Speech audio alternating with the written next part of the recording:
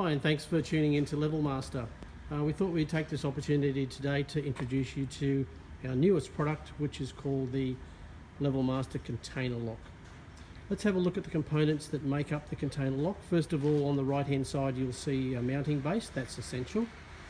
The next is a post cut to size for the height that you want the container to sit at.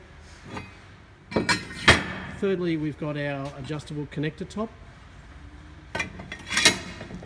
And lastly, the container lock, which is where all the clever bits of this invention are. Now, don't forget, of course, that this is screwed on with Tech screws. And here's one we've got completed.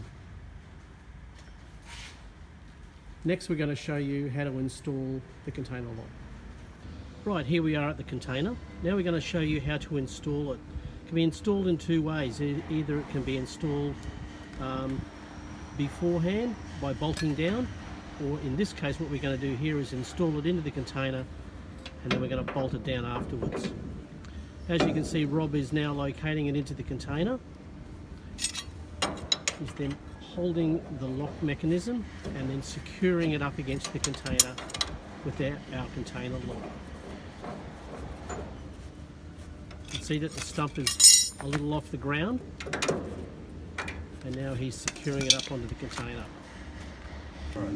Right, we've now lowered the container down, taken it off the crane and put it onto the stumps.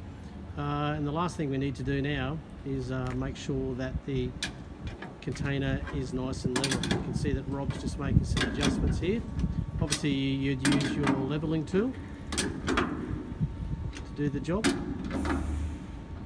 And once you've got it level, don't forget to secure down with your 4 bolts on each post. Simple as, just needs to be repeated at the other end. Thanks for listening.